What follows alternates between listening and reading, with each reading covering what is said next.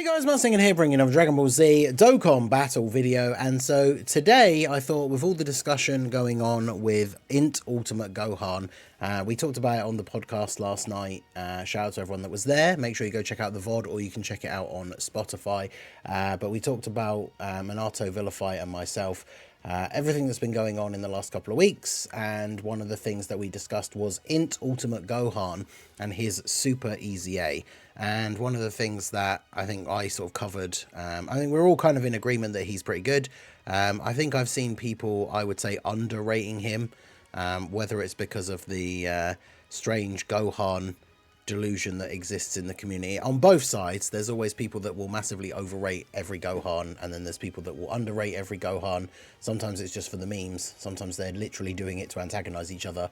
But I think I have seen this Gohan be a little bit underrated, so we'll talk about him once we get to him. But I thought it would be fun to finally go ahead and do a Super EZA tier list, because obviously I will include Super EZAs on my normal EZA tier list, where we're talking about all the EZAs in the game.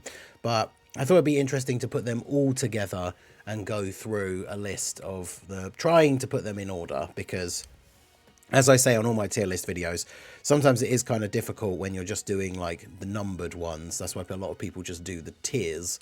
And you know, it's very easy to say that the units at like 4 and 5, for example, could be swapped around, and you know, I probably wouldn't have huge arguments against that. I just thought this would be something that would be fun to do. I've obviously not done one, apart from I made a joke like short when Super Saiyan 3 Goku got his Super EZA, and made a Super EZA tier list, because obviously he was the only one, and that was the joke, of course. But I thought it'd be interesting to take a look at. Now, it is kind of funny, there are 9 Super EZAs currently available, so I spent enough time putting the tier list together and getting all the pages ready and everything, and then realized there was only 9 characters. Maybe I should have waited until there were 10 for it to be a proper top 10 list, but I guess it's going to be the top 9 Super EZAs tier list, as that is all of the Super EZAs that exist in the game currently. As always with my tier lists, I mean, you guys know what I'm going to say if you check these out on a regular basis. They're all based on my own opinions and personal experience with playing the game. If you have different experiences with the units yourself, a lot of the time due to RNG, you might think units should be in different places. That's perfectly fine. Let me know in the comments what you think the changes you would make are, what your personal list would be, but just be cool about it. I'm happy to discuss all these things, all these opinions down below in the comments. But as I say every time, and it really doesn't matter, I don't know why I waste my breath sometimes, to be honest. I say in every list, it's like, if you have a disagreement, let me know why, and I'm really happy to discuss in the comments. And I'll still get comments where people that just put like trash list, or like, you think this guy's better than this guy, lol, and it's like, well, yeah, that's why I said it in the video, and I explained why. So that comment literally doesn't do anything to like further any sort of discussion. I literally just scroll past it. So even if those people are trying to troll, like, those comments don't bother me, I just scroll past them. Whereas if you actually are interested as to why the units are where they are in the list, listen to the explanation in the video and then post and ask me like for any further clarification. I know with tier lists, a lot of people literally just skip to the end to see the list and then make a comment on it. So those of you who actually watched the video, shout out to all of you guys. And like I say, let me know what your personal list would look like down below in the comment section.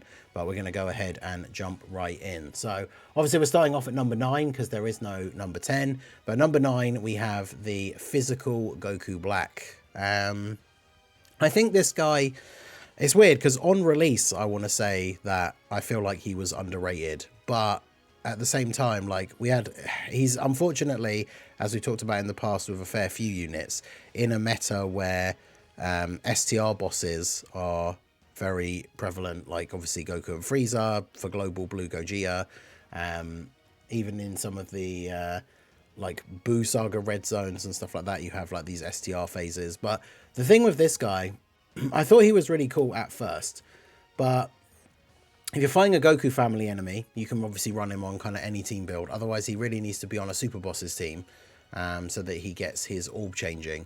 And he is a nuking style unit. So there are turns where he can get up to some pretty big numbers, both offensively and defensively. But then there are turns, especially being completely orb reliant, where he isn't able to get up to really high numbers. And during loads of challenge runs, during like the anniversary and the worldwide, all these kind of stuff we were doing with trying out the Super Bosses team for global, obviously once the anniversary came around and we got more buffs for the Super Bosses team because it came out early on global thanks to Rose. So many of those runs, like that were going really well, would end because of physical Goku Black getting killed. I just don't think his defensive capability is good enough, especially when compared to some of the other Super EZA characters. Like, he can still be good, but it's just one of those things where now, like, obviously it's a team that doesn't get run as much because Movie Bosses has been buffed so much. And now we have like Demonic Power, Transformation Boost, Boo Saga in the limelight. But like, even if I was putting together a Super Bosses team to do a new difficult event that's come out, I probably would not put this guy on as like a top pick, right?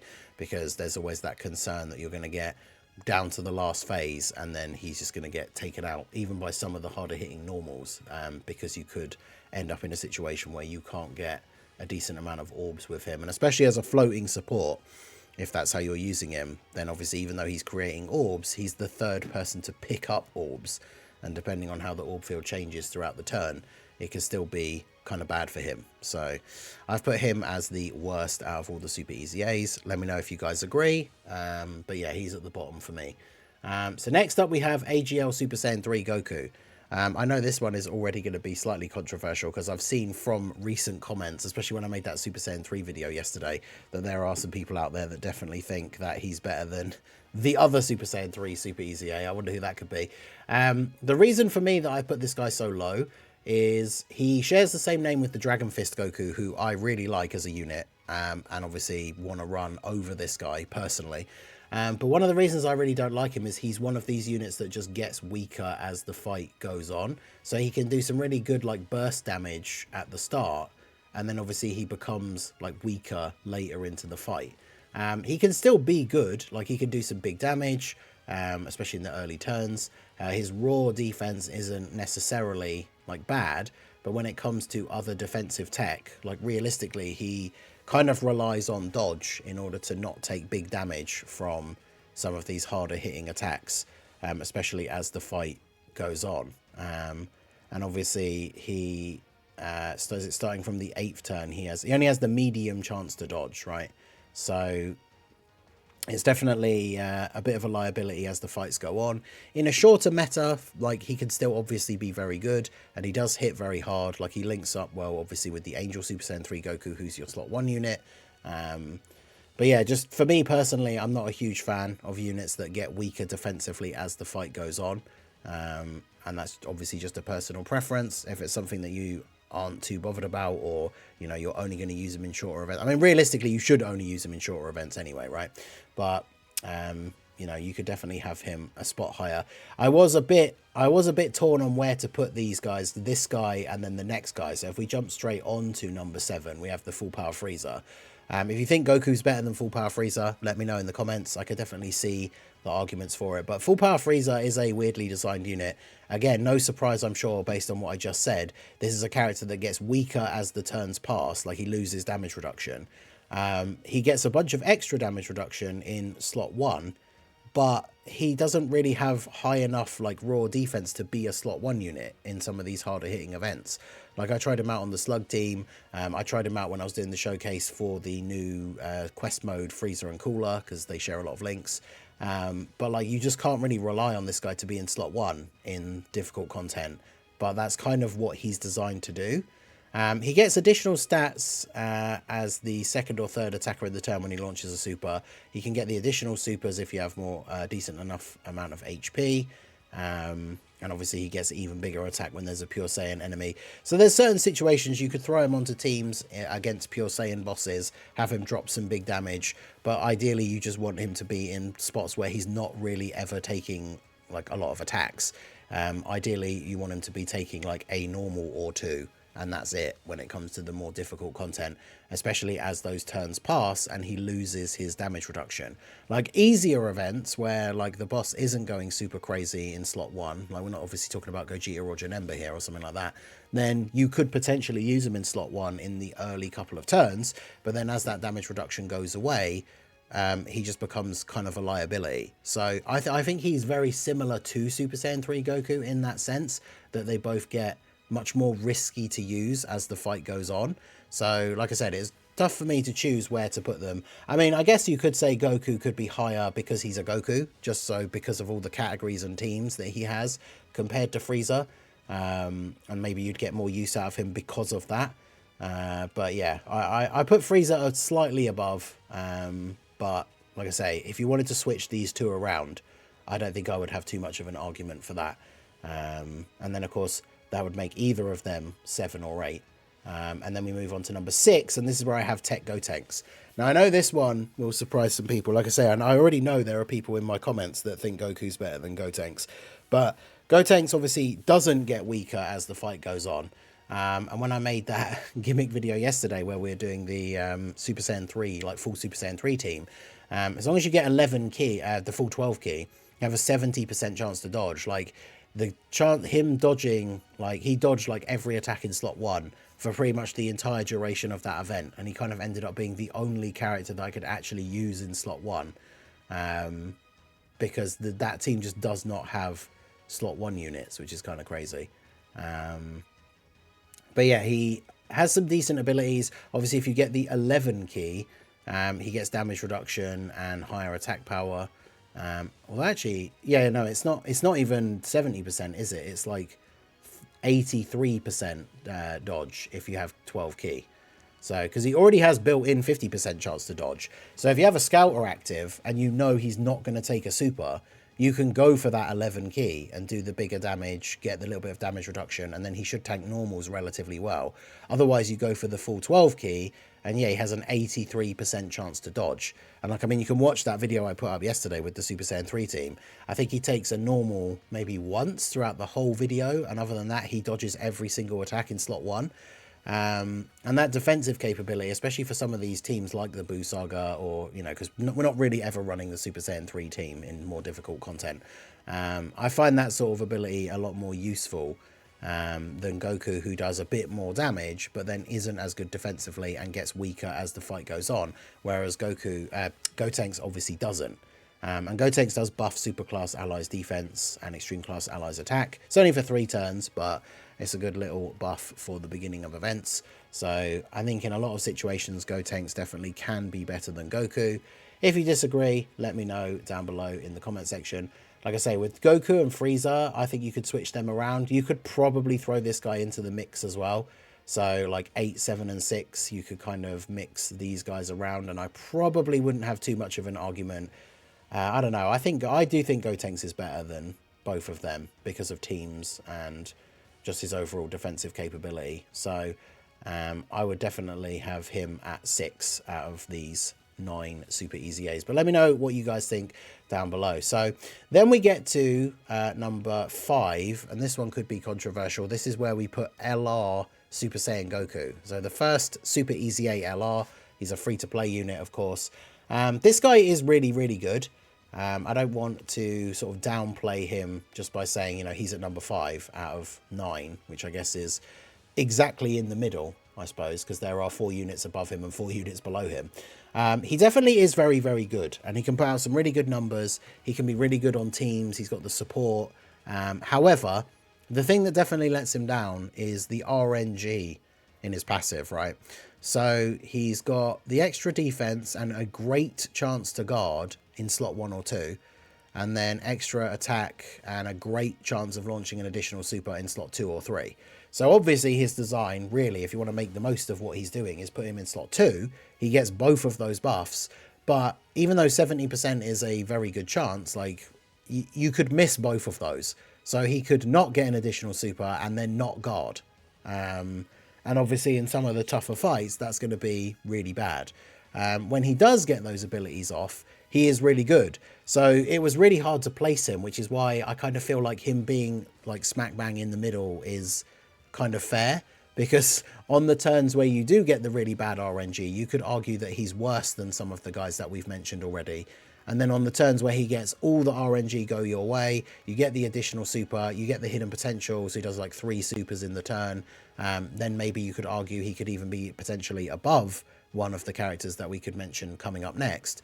But yeah, he's very, very RNG related. Obviously, annoyingly, being as old a character as he is, he also only has 6 links, so his links aren't the craziest. He also has the First Awakened, which is not super common on some of the teams that he's on. But he's definitely very, very good. Like I say, I don't want to downplay him. I think him being kind of in the middle here is good because he can be so random with the RNG procs and everything. But he definitely is a very solid unit. I think they did a good job considering he's the first free-to-play LR Super EZA. Looking forward to seeing what they do with the upcoming ones. I know a lot of people are excited for like First Form Frieza as well. But I think he's definitely super solid. I think the middle is a good spot for him here because of all the RNG, but let me know what you guys think. Like I said at the beginning, RNG can play a lot of factor in people's personal opinions on units. Like you could use this guy every now and then and he always guards and always additional supers for you and always looks like one of the strongest units on the team, and then maybe you think he should be higher on the list. Or like I say, maybe he never guards for you and always gets you killed, and so you think some of the units we've talked about already are better. But he comes in right in the middle at number 5. So then we move on to number 4, and this moving around the top 4 here was quite difficult. So at number 4 we have Kid Buu. Now I think some people maybe will see this and straight away be like, well, Goku's better than Kid Buu, but I think Kid Buu is really good, and he's maybe being a bit underrated nowadays. He's got a very good link set, because obviously he has big bad bosses, and then he has some of these other links for the villain teams like Brutal Beatdown. In fact, it is just basically Brutal Beatdown and Fist Battle, but the other links are more prevalent for like the Margin team and stuff like that. And the thing is, this guy's really, really good. If he can get a couple of hits in early when the enemy is at their weaker point and he builds up his damage reduction, he is obviously a unit that gets basically all of his stats like on super. But he can end up not only giving all this crazy support that he gives, but he also ends up like with 60% damage reduction. So even in some of the tougher events available on Global, again, this is, you got to remember I'm a Global player, right? So I'm not suggesting that Kid Buu is going to be super good against like Goku and Frieza, for example, who are a crazy hard-hitting STR boss. But when he's fully built up, he can tank normals well from like most bosses in the game. He's providing a ton of support, which is what he's on the team for, right? Because he gives all allies 2 key and attack and defense 50%. Superclass allies get an extra 10% and extreme get an extra 20%. When you're at his full like HP restriction. So that is a lot. When we're talking about some of these crazy extreme units, when we're running, you know, we're talking about like rotations of the new Tech Buhan and Janemba, or like Lord Slug and Janemba, and then you have Kid Buu giving them 70% extra attack and defense. Like, he's really, really good. I've always been a fan of support units who are strong enough to like hold their own. So again, like, this list is my personal preference. If you're not a huge fan of supports and you want everyone on your team to be like a mega tank or a mega damage dealer, then maybe you would put Kid Buu lower in the list. But I find myself even now like still putting Kid Buu onto teams, and on teams like the Lord Slug team, where you can get the Scouter, or if Lord Slug is on the team, you can get the Scouter ability and make sure you're not putting him in front of a super. Like, he can still be really, really good on the team. So and he doesn't have the RNG like the LR Goku. That's why I put him above Goku when trying to decide like who to put in this spot here, is that he builds up the damage reduction, and then he just has that, right? He doesn't have chance to reduce damage by 60%.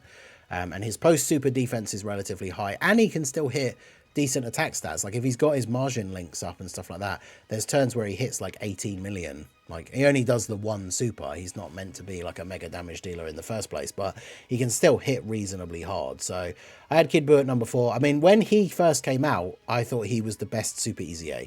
And then he was overtaken by obviously one of the units who's still a little bit higher. And then we've had 2 new Super EZAs come out since then who are now above him on my list. But I think he's really, really good. Let me know what you guys think of physical Kid Buu down below. But now we get to the top 3. And this is where we're going to talk about Ultimate Gohan. So Ultimate Gohan is really, really good. He does obviously need to super attack 4 times to get fully built up. So you kind of want to get lucky on that first turn. But the reason why, and this is what I said on the podcast last night, is that the reason why this guy I think is really good, and I don't understand why people would say he's bad, even if you don't think he's the best Super EZA or anything like that. Like, no one's saying he is, but like people saying that he's not good, is when he's fully built up, he's a support unit that you can put onto any superclass team that he's on, because he does want to be on a full superclass team, obviously. But he's providing, what is it, 58% attack and defense to superclass allies when there's an extreme enemy, or it's just 30%, which is still good. But he's also, when he's fully built up, post super attack, he can get up to around about 1 million defense, and he has guard, which is good. Like, that's obviously very good, but he also backs that up by having a 70% chance to dodge when he's fully built up. So defensively, you think about units like AGLUI Goku, right, after the first turn where he has the guaranteed dodge. He can get up to around a million defense and has 70% chance to dodge, but he doesn't have guard. So if he does get hit, especially in like turn 1, slot 1, he can take some big damage. Now this guy, obviously, he can't be in slot 1. He gets a lot of his stats when supering. So he's obviously not going to be very good against AoE bosses or anything like that, but we don't really have any of those in the meta at the moment. But yeah, I think he's really good. Like, I don't want to say he is like a super class Kid Buu, because they are obviously quite different in a few different ways, but like, yeah, you could just throw him on any super class team that he's on. He's providing a bunch of support. If you're fighting an extreme class enemy, he's giving even more support. And then you could float him in slot 3 just as a support unit, and post super attack, he's going to be tanking most attacks anyway, and any attacks that would do serious damage to him, he's got a really high chance to dodge those attacks anyway.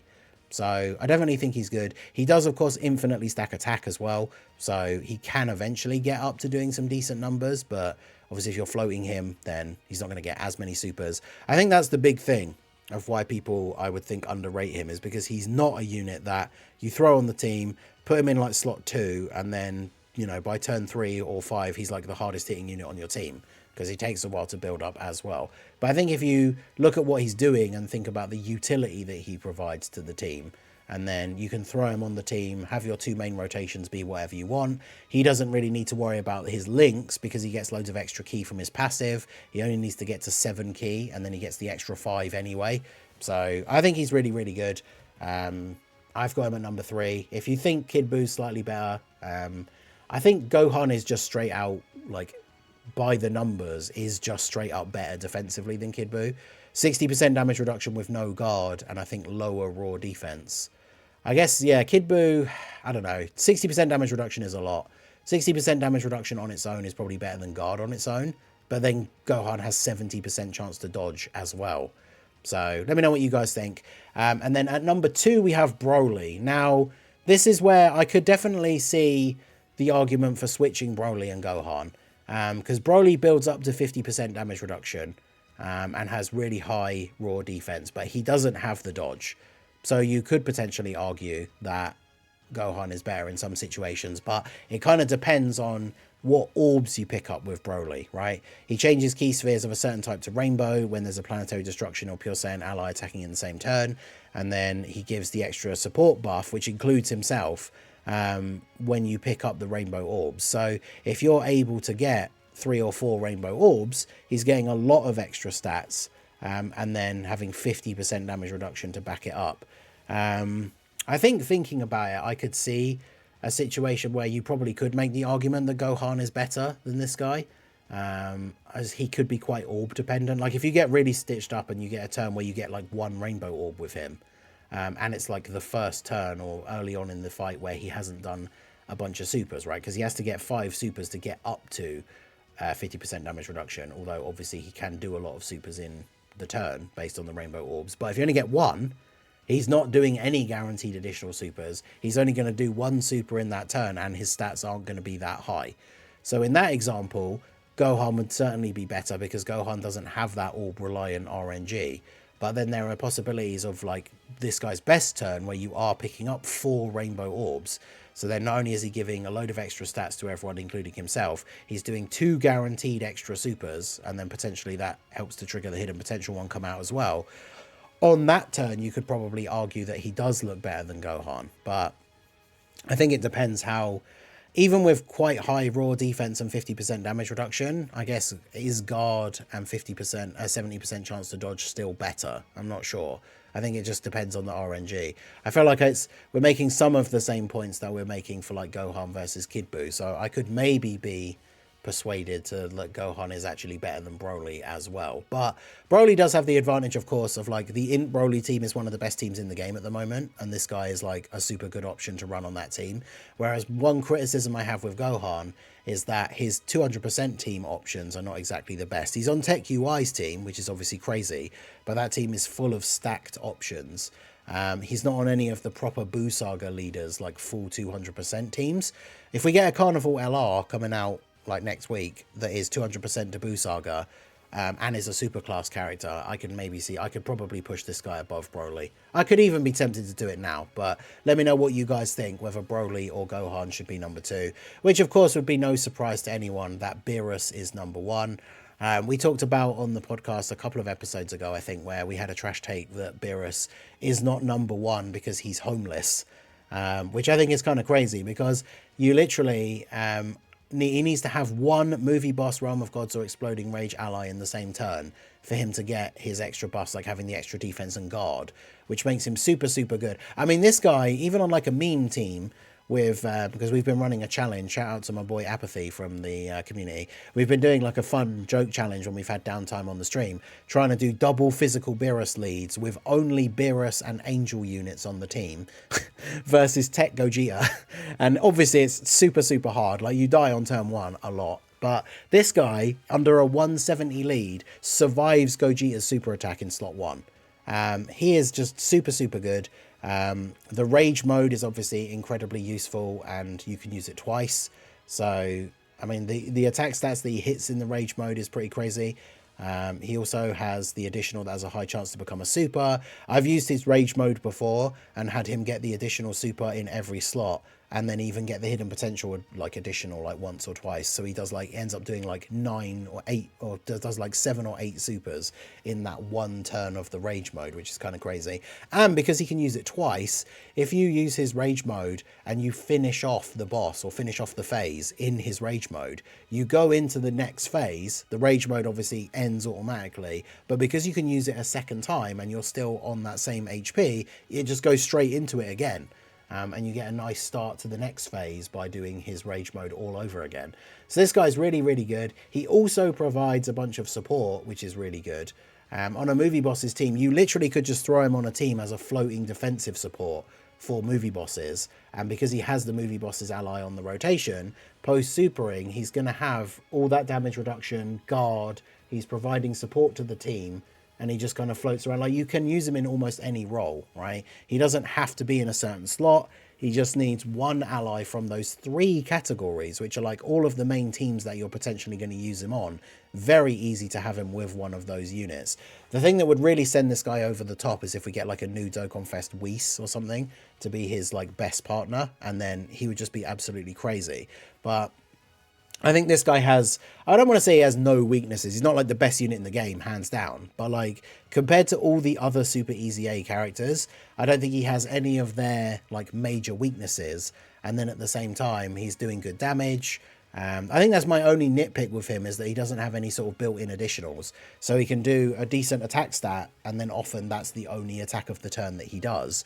But in the meta that we're in, and as power creep continues, like this guy being as super strong defensively as he is, and having the rage mode, which can cancel out supers and stuff sometimes, I think this guy is just hands down the number 1 Super EZA character. So if we take a look at the list here, properly laid out in reverse order, the Super EZA tier list, we have Goku Black at number 9, Full Power Frieza at 8, Super Saiyan 3 Goku at 7, Super Saiyan 3 Gotenks at 6, the LR Goku at 5, Kid Buu at 4, Gohan at 3, Broly at 2, and then Beerus at 1.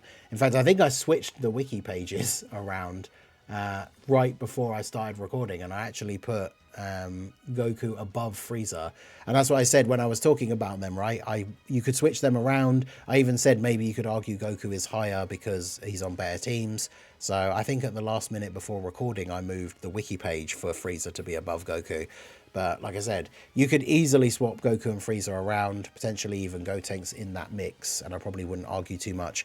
Definitely think in terms of solid placements that Goku Black is probably the worst, and Beerus is the best. But let me know what you guys think. Out of the 9 Super EZAs, how would you list them in order of 1 to 9? Let me know your thoughts down below, your personal list, any disagreements you have with me. Keep it civil, keep it chill, and I am more than happy to discuss them in the comments. So that is going to be it for the video, guys. This has been The Masked Ningen. Smash that like button, subscribe to the channel if you are new. Check out the links down below, and I will see you all again soon. Have a good one.